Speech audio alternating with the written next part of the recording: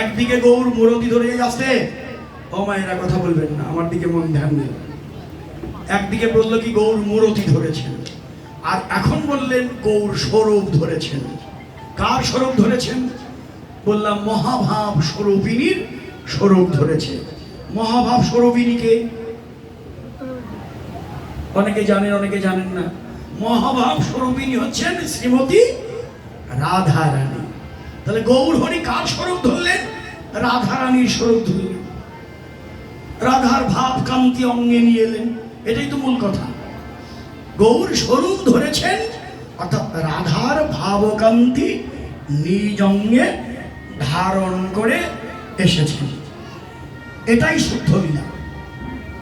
বুঝতে পারলেন? এইটুকুই ঠিক, এরপর একটু আর কোনো ঠিক নেই। গৌর স্বরূপ ধরেছে, এটাই আপনি দেখবেন, ধ্যানে দেখবেন। এই তো গৌর রাধার ভাব কান্তি অঙ্গে নিয়ে এসেছেন। বিশুদ্ধ বৈষ্ণবেরা এইটুকু নিয়েই থাকবে।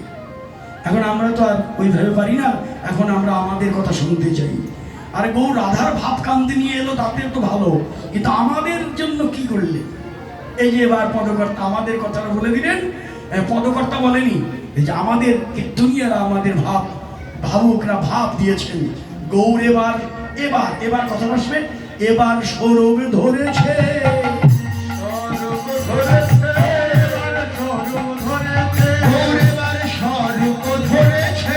জীবের আত্মস্বরূপ জাগাইতে স্বরূপ ধরেছে।